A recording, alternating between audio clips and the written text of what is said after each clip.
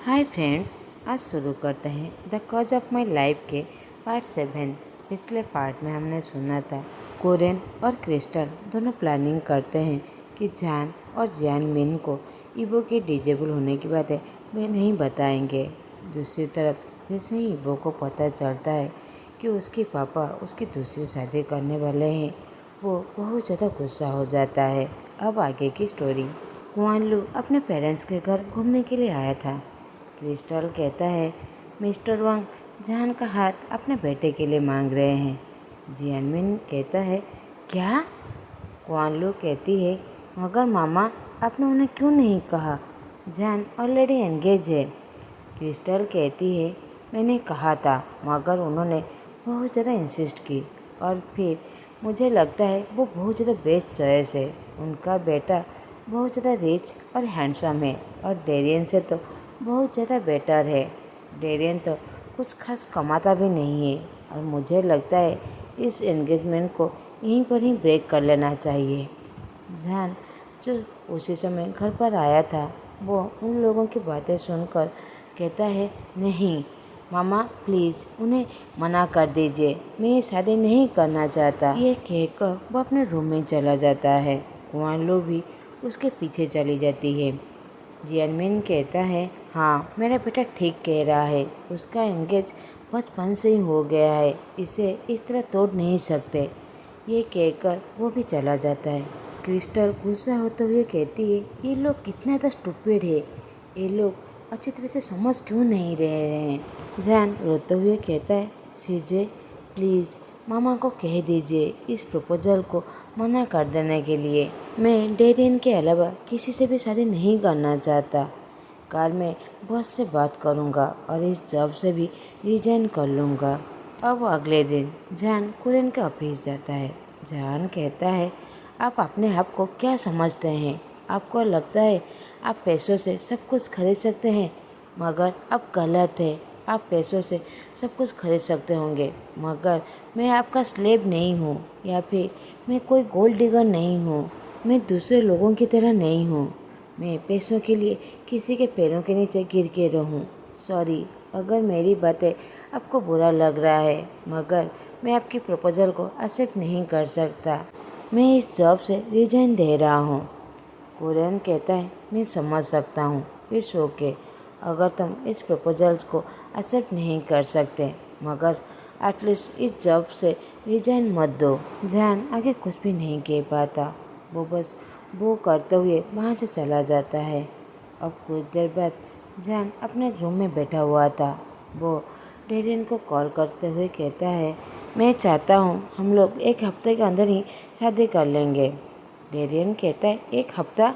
मगर क्यों, सब कुछ ठीक है ना?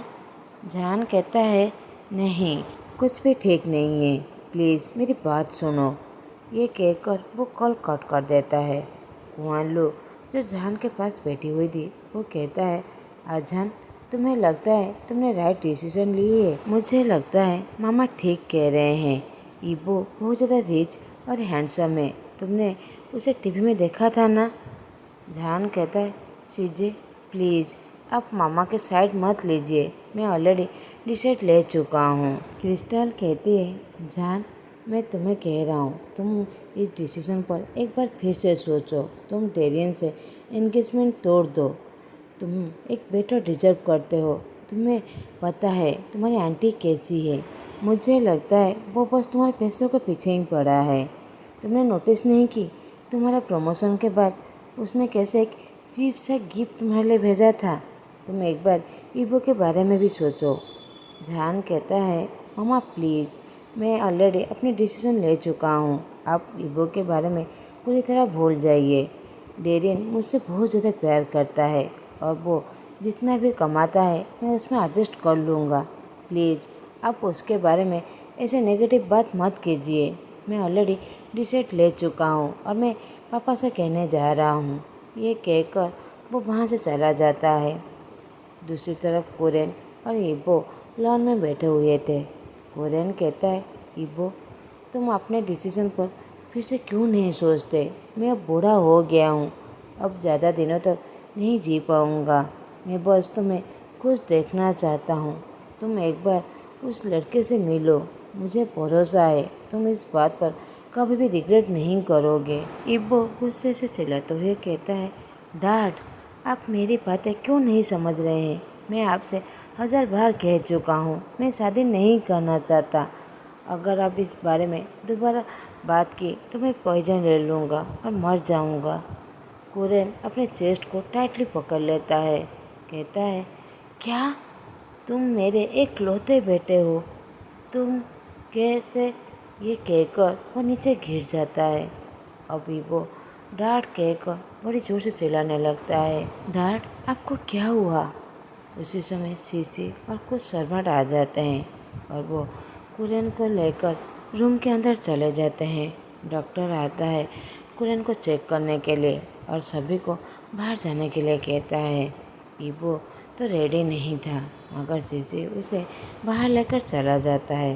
कुछ देर बाद डॉक्टर चेक करने बाद डॉक्टर कहता है, मिस्टर वांग को हार्ट अटैक आया था, प्लीज़ उन्हें टेंशन से दूर रखिए। मैं कुछ मेडिसिन प्रिस्क्राइब कर देता हूँ, आप उनका अच्छे से ख्याल रखिए। ये कहकर डॉक्टर चला जाता है। इबो डरते हुए अपने डैड के रूम के अंदर चला जाता है और कहता है, डैड आपने मुझे तो बहुत ज़्यादा डरा दिया था। आप बस मेरी इकलौते फैमिली है, अगर आपको कुछ हो गया तो मैं जी भी नहीं पाऊँगा। कुरेन धीरे धीरे अपनी आंखें खोलते हुए इबो के हाथ पकड़ते हुए कहता है, नहीं बेटा, मैं बस तुम्हारा इकलौता फैमिली नहीं हूँ, तुम्हारा बेटा है जिसे तुम इतने दिनों से इग्नोर कर रहे हो। मैं बस तुम्हें फिर से हंसते खेलते देखना चाहता हूँ, जिससे वजह से मैं खुशी से मर सकूँ। इबो कहता है, प्लीज़ डैड आप इस तरह मत कहिए, आप हमेशा मेरे साथ रहिए, मैं रेडी हूँ, आप जिससे चाहें मैं शादी करने के लिए तैयार हूँ। कुरेन मुस्कुराते हुए कहता है, रियली ये तो बहुत ज़्यादा अच्छी बात है, मैं श्योर हूँ शाहजहान तुम्हें बहुत ज़्यादा खुश रखेगा और आयवान का भी अच्छे से ख्याल रखेगा। इबो कहता है, डैड क्या मैं उसे जानता हूँ? कुरेन कहता है, हाँ वही लड़का है जिस दिन तुम ऑफिस में आए थे, वो उस दिन इंटरव्यू के लिए आया था। इबो कहता है, ओह वो यंग मैन, मगर उसने मेरे जैसे डिसेबल इंसान से शादी करने के लिए कैसे मान गया? और अगर वो मान भी गया है, आप कैसे श्योर हैं कि आप जो भी उसे एक्सपेक्ट कर रहे हैं वो सब कुछ फुलफिल करेगा? कुरेन कहता है, मैं 100% श्योर हूँ, वो सब कुछ करेगा। इबो कहता है, शायद वो सब कुछ पैसों के लिए कह रहा है। कुरेन कहता है, नहीं बेटा, वो इस तरह का नहीं है, वो बहुत ज़्यादा लविंग, केयरिंग और लॉयल है। मैं 100% श्योर हूँ, वो तुम्हारी खुशियाँ ज़रूर वापस लाएगा और आयवान को माँ का प्यार भी देगा। इबो कहता है, मगर मेरा कुछ कंडीशन है, वो बस आयवान का ही ख्याल रखेगा, वो मेरे रूम में कभी भी नहीं आएगा या फिर मुझसे कुछ भी एक्सपेक्ट नहीं करेगा। अगर आप इस कंडीशन पर रेडी हैं तो फिर मैं शादी के लिए तैयार हूँ, नहीं तो। कुरेन कहता है, ठीक है, मैं तुम्हारे हर कंडीशन पर मैं एग्री हूँ। और अपने मन में सोचता है, अगर तुम जान को अपने पास आने नहीं दोगे तो फिर तुम्हारा रिलेशन कैसे अच्छा होगा। अब कुरेन अपने ऑफिस में था, उसी समय उसे एक एनवेलप आता है, जिससे खोलकर वो देखने पर उसे पता चलता है उसमें रिजाइन लेटर था जो शाहजहान का था। कुरेन तो थोड़ा सा सैड हो जाता है और वो सहाय करता है। दूसरी तरफ मेरी और डेरियन जियानमिन के घर आए थे जहान से शादी की बात करने के लिए। मेरी कहती है, भाई मैं तो इतनी सिंप्लिसिटी में शादी नहीं करना चाहता था, मेरा तो बस एक लौता बेटा है, मैं चाहता था बहुत धूमधाम से करूं। जियानमिन कहता है, मुझे पता है, मगर हम लोग कुछ प्रॉब्लम फेस कर रहे हैं जिसकी वजह से इतनी जल्दी शादी करने के लिए कह रहे हैं। आई होप तुम इस बात पर माइंड नहीं करोगे। मेरी कहती है, आपका डिसीजन जो भी हो हमें मंजूर है। जियानमिन क्वान लुंग को लेकर किचन रूम के अंदर चला जाता है। जहान चाय लेकर बाहर आ रहा था कि वो अपनी आंटी और डेरियन की बातें सुनता है तो वो वहीं पर ही रुक जाता है। डेरियन कहता है, मामा, आप इस शादी के एग्नेस्ट क्यों है? यह अच्छी बात है ना, जितनी जल्दी शादी हो जाए। मेरी कहती है, तुम ठीक कह रहे हो, यह अच्छी बात है कि जल्द से जल्द शादी हो जाए, उसके बाद हम लोग अपने प्लान पर काम कर सकें। मगर तुम मेरे इकलौते बेटे हो, मैं तुम्हारी शादी बड़े धूमधाम से करना चाहता था। डेरियन कहता है, मगर हमारे पास ज़्यादा पैसा नहीं है जिससे हम बड़ी धूमधाम से शादी कर सकें। मेरी कहती, व्हाट एवर, हम तो बस उससे पैसों के लिए ही शादी कर रहे हैं ना। शादी के बाद हम लोग बस रेस्ट ही रेस्ट लेंगे और वो पैसा कमाएगा। डेरियन कहता है, हाँ, अगर पैसों की बात नहीं होती तो उस बेवकूफ़ लड़के से कौन शादी करता। मैंने उसे 1000 बार कहा है कि मैं उसे प्यार करता हूँ, मगर तो ये सब कुछ झूठ है। मैं तो उसे देखना भी नहीं चाहता। शादी के बाद बस वो मेरी बात ही सुनेगा और वो हम लोगों के लिए ही पैसा कमाएगा। शाहजहान जो ये बात सुनकर पूरी तरह शॉक हो जाता है, हार्ट ब्रोकन भी हो जाता है। वो जो ट्रे पकड़ा हुआ था वो नीचे गिर जाती है। आवाज़ सुनकर सभी जान के पास आ जाते हैं। जियानविन कहता है, जान, क्या हुआ, तुम ठीक हो ना? जान रोते हुए कहता है, डैड, ये हमें बेवकूफ़ बना रहे हैं। वो जो दिख रहे हैं वो वैसे नहीं है। मामा ठीक कह रहे थे, वो लोग ग्रीडी हैं, वो बस मेरा पैसा चाहते हैं। डेरियन कहता है, जान, तुम्हें क्या कह रहे हो? तुम्हें कोई गलतफहमी हो गया है। जान कहता है, पापा नहीं, मैंने अपने कानों से ही उन लोगों की बात सुना है। मैं उसे शादी नहीं करना चाहता, मैं ये एंगेजमेंट तोड़ना चाहता हूँ।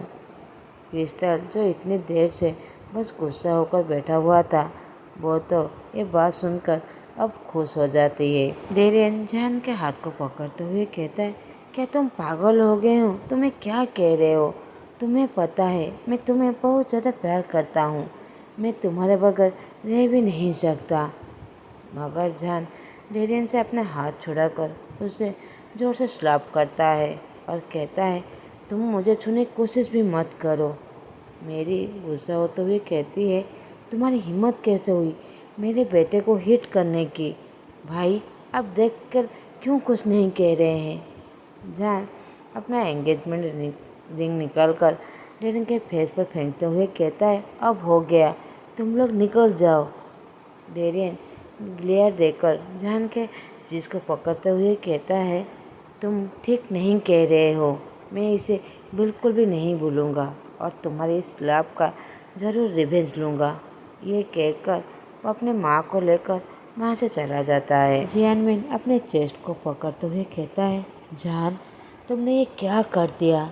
ये कहकर वो नीचे गिर जाता है। जान और कुआन लू अपने पापा को पकड़ लेते हैं और उन्हें लेकर हॉस्पिटल चले जाते हैं। क्रिस्टल जान पर गुस्सा होते हुए कहती है, जान, मैंने तुम्हें पहले ही वार्न किया था कि वो लोग ठीक नहीं है, मगर तुम तो मेरी बात सुन भी नहीं रहे थे। मैं तुम्हारी मामा हूँ, कोई दुश्मन नहीं हूँ। तुम अगर पहले मेरी बात सुन लेते तो ये सब कुछ नहीं होता। कुआन लू अपने मामा को चुप करते हुए जान के बैग को रब करने लगता है। जान जो बड़ी ज़ोर से रो रहा था। क्रिस्टल अपनी आंखों को रोल करने लगता है। कुछ देर बाद डॉक्टर बाहर आते हुए कहता है, उन्हें हार्ट अटैक आया है और उनके एक आर्टरी जो ब्लॉक हो गया है, उनका ऑपरेशन करना पड़ेगा, जो 4 लाख रुपया खर्च होगा। आप रिसेप्शन में उसे पेमेंट कर दीजिए। जान तो इतना पैसा सुनकर वो पूरी तरह शॉक हो जाता है और कहता है, ठीक है, मैं अभी ही अरेंज करता हूँ, आप ऑपरेशन स्टार्ट कीजिए। जान अपने माँ की तरफ देखते हुए कहता है, माँ, अपनी माँ की एक जो ज्वेलरी सेट है उन्हें भेज देता हूँ। क्रिस्टल कहती है, तुम्हें क्या लगता है वो पुराना सेट इतना पैसा होगा? हमें दूसरा तरकीब ढूंढना पड़ेगा। मुझे पता है ये सब कुछ हमें मिस्टर वांग ही हेल्प कर सकते हैं। जान कहता है, नहीं मामा, मैं उन्हें ऑलरेडी बहुत ज़्यादा फेवर ला चुका हूँ, अब नहीं, और मैं तो अब अपनी जॉब से रिजाइन भी कर चुका हूँ। क्रिस्टल कहती है, क्या तुम क्या पागल हो? तुम इस प्रपोजल को पहले रिफ्यूज़ कर दी और अब जॉब से रिजाइन भी कर ली। अब हमारे पास कोई भी चॉइस नहीं है। जान अपना सर झुका लेता है और कुछ देर सोचने के बाद कहता है, ठीक है, मैं उन्हें कॉल करता हूँ, मगर मामा आप उनसे बात करेंगे। क्रिस्टल कहती है, ठीक है। अब जान कॉल करता है। कोरेन जैसे ही कॉल उठाता है, क्रिस्टल सारी सिचुएशन के बारे में बता देती है। कोरेन कहता है, ठीक है, मैं अभी हॉस्पिटल आ रहा हूँ। ये कहकर वो कॉल कट कर देता है। कोरेन हॉस्पिटल में आकर ऑपरेशन का सारा बिल पेमेंट कर देता है और जाते वक्त कहता है, अगर अब कोई ज़रूरत हो तो मुझे ज़रूर याद करना, मैं हमेशा तुम्हारी हेल्प के लिए रेडी हूँ। ये कहकर वो वहाँ से चला जाता है। अब कुछ देर बाद ऑपरेशन होने के बाद डॉक्टर कहता है, अब पेशेंट पूरी तरह ठीक है, मगर अब वो अनकॉन्शियस है, आप चाहे तो उनसे मिल सकते हैं। अब जान, कुआं लू और क्रिस्टल जियानमिन से मिलने जाते हैं। जियानमिन कहता है उसे घर जाने के लिए। जान डॉक्टर से परमिशन लेकर वह अपनी डैड को लेकर घर आ जाता है। डॉक्टर ने 1 महीने के लिए बेड रेस्ट कह दिया था। क्रिस्टल कहती है, देखा, तुम्हारी बहन और तुम्हारे निप्यू एक बार भी तुम्हें मिलने के लिए नहीं आए। जियानमिन गुस्सा होते हुए कहता है, उन लोगों का नाम मेरे सामने बिल्कुल भी मत लो, मैं उनके बारे में कुछ भी सुनना नहीं चाहता। कुआन लू अपने डैड को समझाते हुए कहता है, डैड प्लीज़ आप स्ट्रेस मत लीजिए, डॉक्टर ने आपको रेस्ट लेने के लिए कहा है। दूसरी तरफ जान, जो अपने बेड पर बैठा हुआ था, वो बस ये सोच रहा था कि उसके बॉस ने इसी डिफ़िकल्ट टाइम में उसे हेल्प की थी और उसने उनकी क्रिटिसाइज़ की और वो जॉब से रिजाइन भी ले लिया था। ये सारी बातें सोचते हुए वो कोरेन को कॉल करता है। कोरेन जहान के पापा के बारे में पूछता है तो जहान कहता है वो पूरी तरह ठीक है, वो रेस्ट ले रहे हैं, और थोड़ा सा संकोच और नर्वस होते हुए कहता है, मैं आपसे बेटे से शादी करने के लिए तैयार हूँ। कोरेन तो बहुत ज़्यादा खुश हो जाता है। वो कहता है, really, thank you so much. जान इस डिसीज़न अपने पापा को भी कह देता है। जियानमिन कहता है, बेटा तुम श्योर हो ना, इसकी कोई भी ज़रूरत नहीं है, और तुम चाहो तो हम उनका फेवर रिटर्न कर सकते हैं, इसके लिए तुम्हें शादी करने की कोई भी ज़रूरत नहीं है। जहान कहता है, नहीं पापा, ये मेरा फाइनल डिसीज़न है, एक ना एक दिन मुझे शादी करना ही है, तो फिर इबू से क्यों नहीं। जियानमिन कहता है, ठीक है, मैं तुम्हारे डिसीज़न का रिस्पेक्ट करता हूँ, गॉड तुम्हें हमेशा खुश रखे। जान मुस्कुराते हुए वहाँ से चला जाता है। जियानमिन कहता है, मैं समझ नहीं पा रहा हूँ मिस्टर वांग, मेरे बेटे को ही सन इन लॉ क्यों बनाना चाहते हैं, और फिर उनका बेटा डिवोर्स है, क्या उसके बेटे में कोई गलतियाँ हैं, इसीलिए उसकी वाइफ उसे छोड़ कर चला गया। क्रिस्टल कहती है, तुम बहुत ज़्यादा सोच रहे हो, इतना बिल्कुल भी मत सोचो, उसकी वाइफ बुरी तरह भरोसेमंद नहीं था, इसीलिए तो वो उसे छोड़ के चला गया। तुम इस बारे में ज़्यादा मत सोचो और टेंशन मत लो, सो जाओ। आज का पार्ट मैं यहीं पर ही ख़त्म करता हूँ। आप लोगों को मेरा एक्सप्रेशन अच्छा लगे तो प्लीज़ लाइक, कमेंट और सब्सक्राइब कर दीजिएगा। Thanks for watching.